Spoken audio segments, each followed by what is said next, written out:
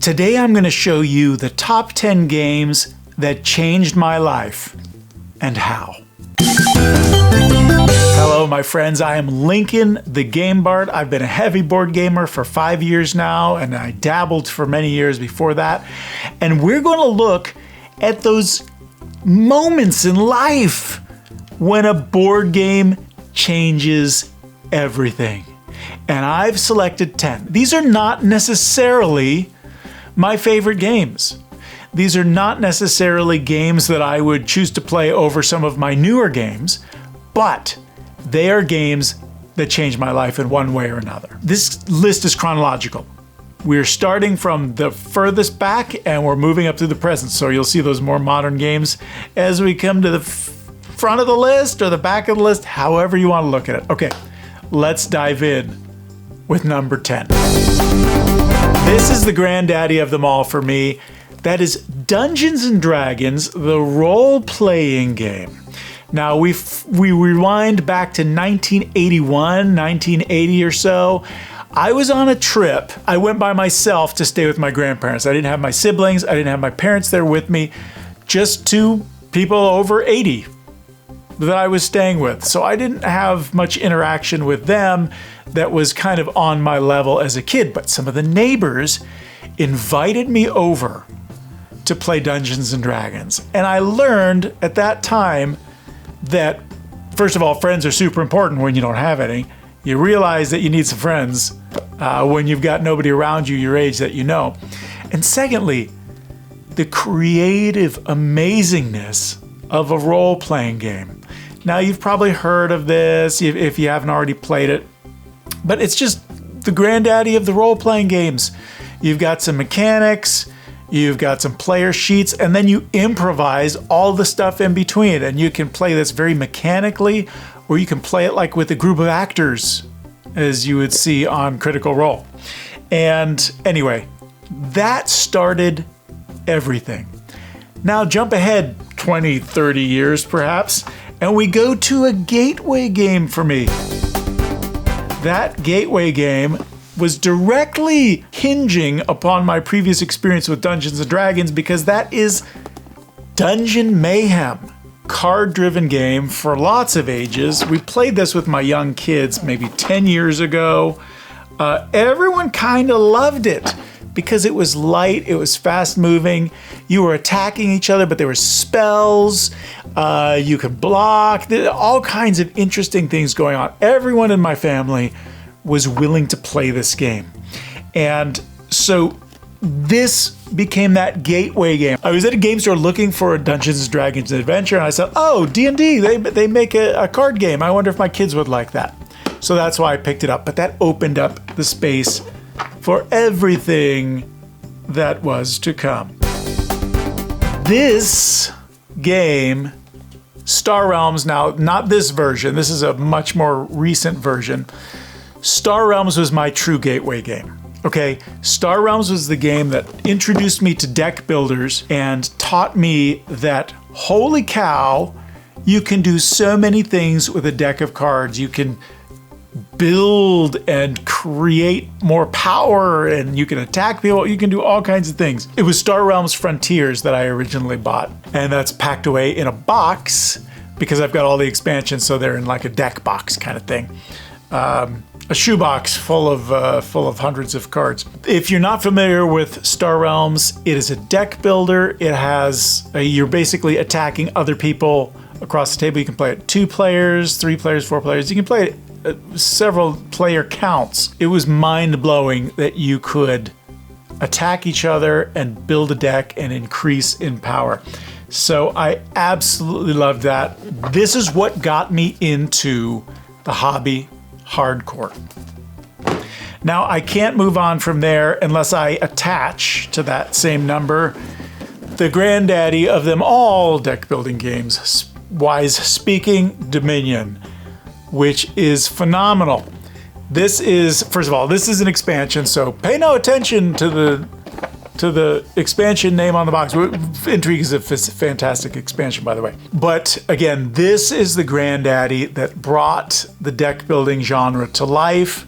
So I feel like I am in debt to this game because so many amazing games like Dune Imperium, Lost Ruins of Arnak, there's so many that are so good that I can't name them all, but they all came from this, and I got into that from Star Realms. Hey, take a quick second already, if you haven't already, to like and subscribe. It really helps. And let's get back to the video. And now, next we have another party game that I grabbed because I noticed my family was enjoying these kind of games. They were enjoying card games, so I grabbed Flux. Okay, now if you're not familiar with this game, this is a game where you're all playing cards down, and what happens is, as you play down cards, you're playing down rules cards as you're seeking to achieve your goals, but the rules cards change the rules of the game. It's crazy, it's wacky, it gets out of hand as far as like, wait, we have like 8 rules now that we have to follow. Now this changed my life because I don't like it. I am not a big fan of Flux. It's a fun game, okay? But my family kept saying, let's play Flux, let's play Flux. And I was like, let's play a heavier game, And so we would sit there and we wouldn't be able to decide what game to play. So the lesson that I learned with this game was, sometimes you gotta play a game that isn't your favorite so that the people with you will play a game with you and that they will love it and enjoy it. So, and again, I don't hate this game by any means, but we played it so much, it really became not my favorite. And essentially keeping track of so many rules and having things change so much, it's really fun.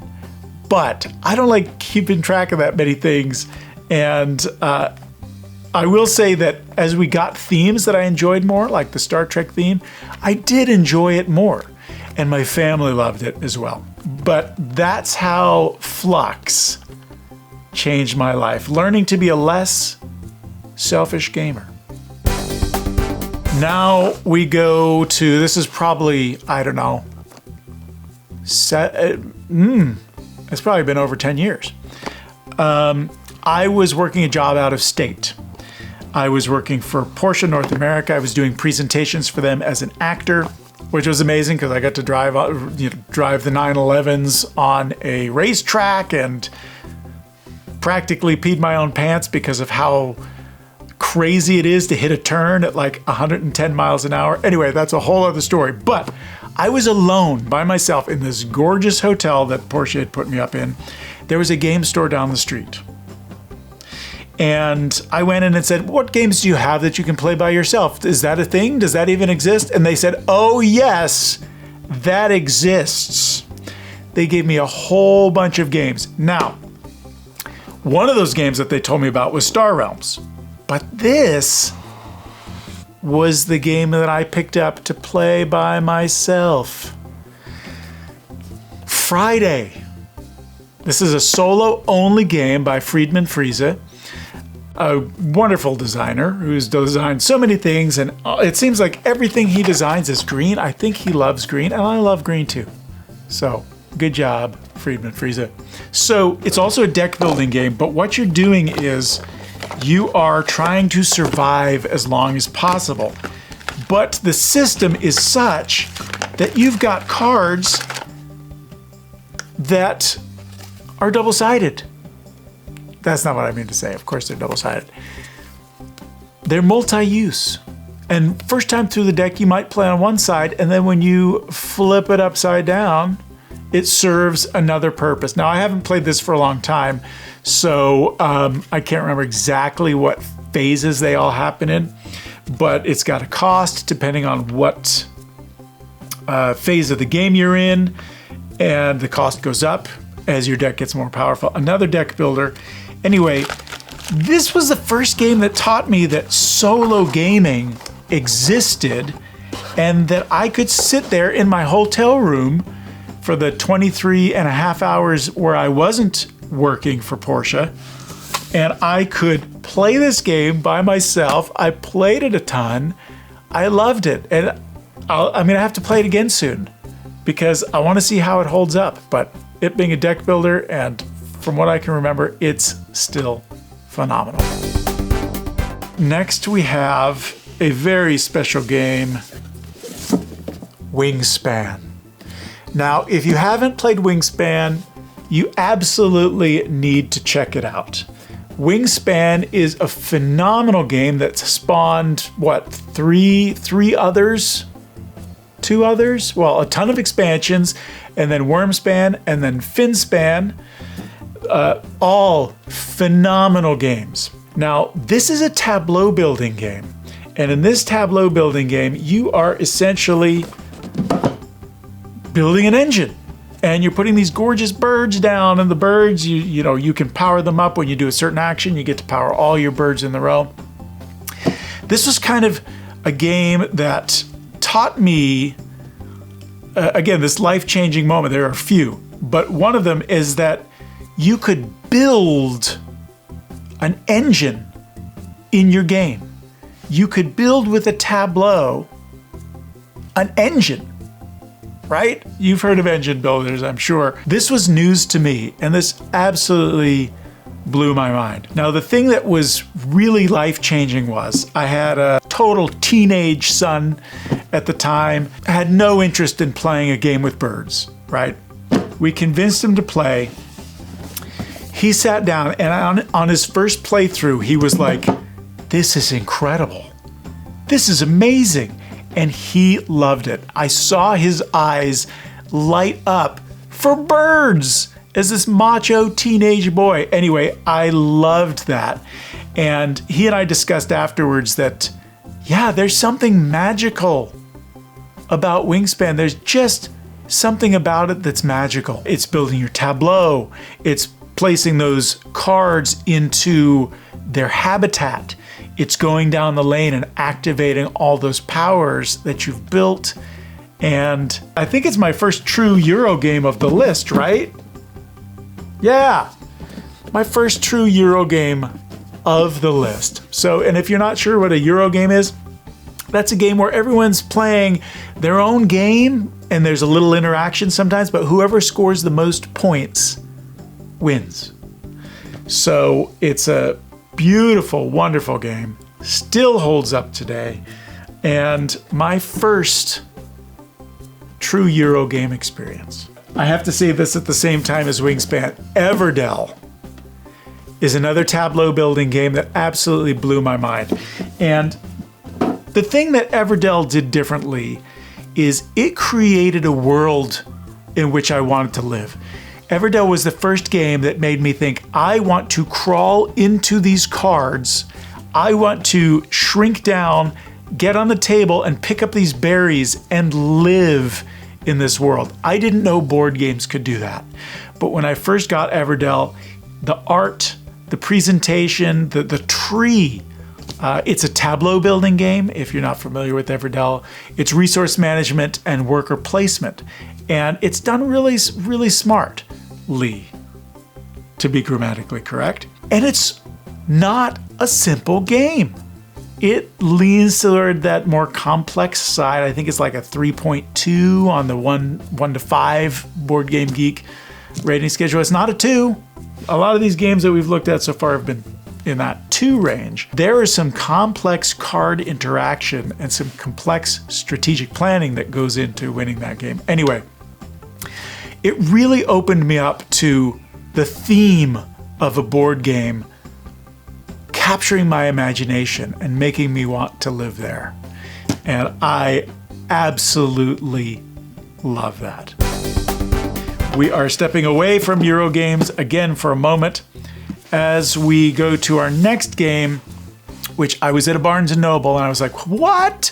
Barnes & Noble has real board games? And they did. They had tons. My local store had board games. I hadn't been in since I had discovered board games and become obsessed with playing and buying board games.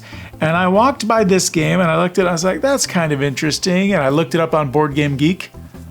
The first game I think I looked up on Board Game Geek to see what the rating was before purchasing it. So that was one of my introductions to Board Game Geek, and the life-changing system where you can post pictures, videos, leave comments, interact, get rules changes like updated rule books, all kinds of stuff like that. Anyway, Board Game Geek changed my life from that moment on, and it helped me find one of my family favorite games by pulling up Dice Throne on Board Game Geek, looking at the rating and seeing it was, I can't remember if this one was like at a 7.9 or at an 8.1. Anyway, I bought it based on the Board Game Geek rating, and we freaking loved it. We play the crap out of this game, if you will pardon my French. It is so fun. It's designed by Manny Tremblay, who is now a board game design hero of mine. He also designed Roth. He's does the art too. Mind-blowing, absolutely mind-blowing. If you've never played Dice Throne, you're chucking lots of dice on your turn, Yahtzee style. Like you can roll your 5 dice up to 3 times. You can keep whichever ones you want. And you're going to, you've got a player board. And on the player board, first of all, the game tray system is incredible. Comes in this great system. Your player board's like this. It sits flat on the table. And when you qualify by your Yahtzee style rolling for certain powers, you get to do certain things. You can almost always do something on your turn because you can always roll for it. If you go for something that's more difficult, like the ultimate, you may fail and you may not get to do anything. But there's so many characters to this. They now have Marvel X-Men, they've got Marvel, they've got all kinds of stuff. This was the first set that I bought with the Moon Elf and Barbarian. So fun. Almost everyone in the family loves it, except for my youngest. It is not her favorite. Bless her. I will still play this any day of the week if you ask me to. So fun. So the Board Game Geek tie-in was a big thing, but also I did not know how fun dice could be and how strategic dice could be until I played Dice Throne. Yes, there's so much life going on. There is. But what I meant to say was there's so much luck going on every time you roll dice. But you mitigate that luck by being able to re-roll whichever dice you want. And on top of that, you are seeking goals for your rolls. And that can change in the middle. So I had no idea how much I loved throwing dice until Dice Throne. And then, of course, Board Game Geek really came in for opening up my world as far as connecting to the board game community. All right, next. One of my all-time favorites. Still, if you ask me to play this game any day, I will say yes. It may be in my top 5. I would say it is in my top favorite board games of all times. Cascadia. This game is a gorgeous game. Now, it is a tile-laying game. It also taught me that I love tile-laying game. Honorable mention also goes to Carcassonne for teaching me first how much I love laying tiles. So thank you, Carcassonne. But Cascadia has another place in my heart because Cascadia taught me how cozy and relaxing a board game can be. This game takes place in a beautiful, simple world, a simple wilderness where you're drawing these tactile, gorgeous, chunky chips that are made of wood for all of your animals. And you're drafting a tile and you're drafting an animal at the same time, and you're building your own little wilderness. This game blew my mind at the same time as it relaxed me like no other board game had done before. I loved the world of Everdell. I don't call Everdell cozy, I say the art is cozy. But for me, Everdell's very thinky. Cascadia is strategic, but the choices are simpler and more pared down, and allow you to go into that zen, relaxing, meditative state. Still, one of my favorite games of all times. If you haven't played Cascadia, I beg of you, please, if you like relaxing games, please give Cascadia a try. Next, we have another one of my favorite games of all times, a game that I resisted. I resisted this for so long. Remember one of my early games? When I checked this out, this game had just been released. It was super popular. I heard it was complex, and it sounded scary. So I said, no thank you. My opinion has greatly changed, and that game is Scythe. Now, this game is incredible. It is an engine building, worker placement, area control game that basically blew my mind by how much you can do in one game. It also really, I think, in a major way, introduced me to player boards and how much I love player boards. Now, one of the ways in which this game changed my life is it taught me that I don't hate area control games. Maybe that's a poor reason that it changed my life. But what it did was it opened me up to more complex games with more moving parts. And more so than any other game, my sons and I have absolutely loved playing this together. And my wife too. And my daughter, one of my daughters. The other one, not so much. She was young when we played this a lot. So she wasn't ready. And I don't think we forced her to play, because we have forced her to play some games. Anyway, the experiences around the table with my family being blown away by how many things could be done, and someone coming back and everyone thought Tucker was winning, and he didn't. Page one, like nobody saw it coming, right? But there's just so many incredible cinematic moments. So this is one of the games where, again, it changed my life in that also, that I was like, how do people design games like this? Could I ever possibly do that? This game really opened my eyes to maybe board games should be a bigger part of my life than just playing them. All right, now I can't move on without mentioning possibly the best expansion of all times that I've ever played. A non-legacy expansion with spoilers and surprises. Rise of Fenris. This expansion is incredible. We played this whole thing in a week. I can't remember if it has like 6 to 12 missions. I don't remember how many. 8. There's 8 missions in the campaign. First campaign game that we played. Absolutely loved it. The surprise boxes, incredible, unbelievable. That's all I can say without spoiling anything, but it's also modular. So you can go back and you can play any module that you unlocked and add it to your game of Scythe.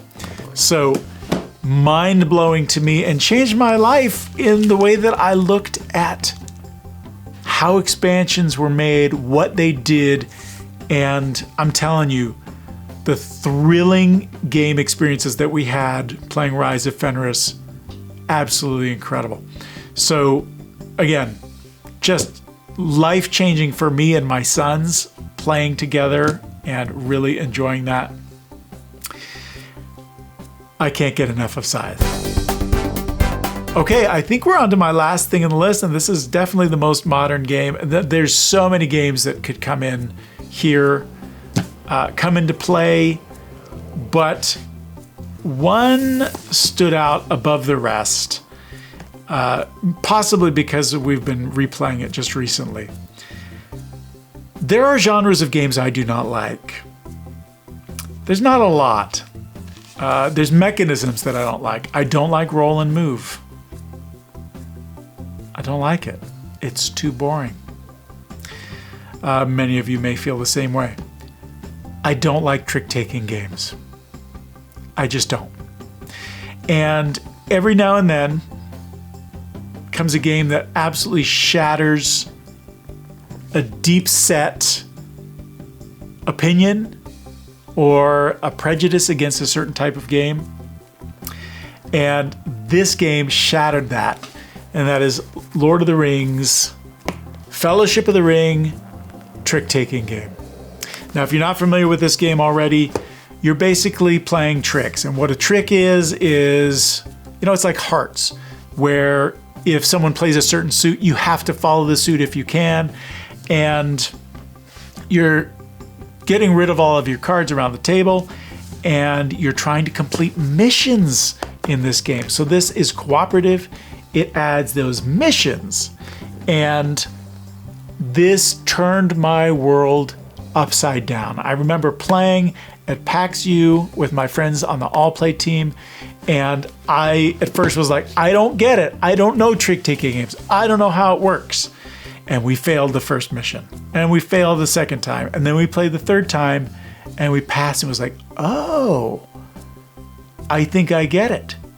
So we kept playing through, and I got better at it because I had literally played so few trick-taking games, which may be why I hated it, but I just loved it. Now, I mentioned All Play. Sail by All Play is another game that really changed my opinion about trick-taking games.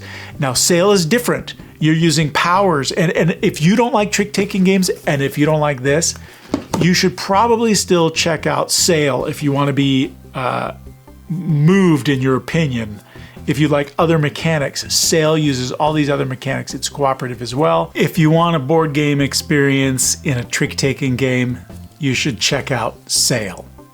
It really blurs the lines of trick-taking and board game beautifully, and it's beautiful, and it's in a tiny little box. So those are the board games that changed my life. Now, I know what some of you are thinking. Some of those changes were bigger than others, right? Of course, some of them were. But I also want you to keep this in mind. Anytime that you sit down with loved ones, friends, strangers even, and you focus together on a common goal, even if it's attacking each other or getting more points than the other person, when you're working together in some way or another around the table, centered around a board game, let's say, if you notice and if you tune in and if you are in the moment, I think every one of those gameplay experiences can be seen as life-changing. Yes, maybe it's just a little bit. Maybe it's just a weensy little bit. But I believe that's life-changing. Anytime I sit around a table with my family and we laugh, or we get upset at the other person for doing what we wanted to do on the next turn or blocking our worker, these are memorable moments. These are fun. These are how we react and how we survive together as human beings. So I really do think, if you let it, every time you sit down to play a game, you can change your life just a little bit. Cheesy? Maybe. Maybe it's not. Maybe it's true. Maybe I'm more right than anyone has ever been on this subject. This is a possibility. I really do believe that. A board game is an opportunity to sit around a table and generate memories, generate moments, generate experiences that you might forget in 10 minutes or the next day or in a year. But sometimes you won't. I've shared some of these games that I can remember specific gameplay experiences, even though they were 40 years ago. And I love that. I love that about this hobby. That's what I love so much, is that you can sit down with the group, you can zone in together and be in the moment and make experiences and memories that'll last for the rest of your life. even if you forget them, you can just play more games and make more of those. Isn't it great? Well, I'm Lincoln the Game Bard. Thank you for joining me so much. Please make sure, if you haven't already, to like and subscribe so that I can continue bringing you more content. You have no idea how much it helps us to create more when we see people are actually watching stuff, and it's just important. So thank you. I'm looking at you. Thank you.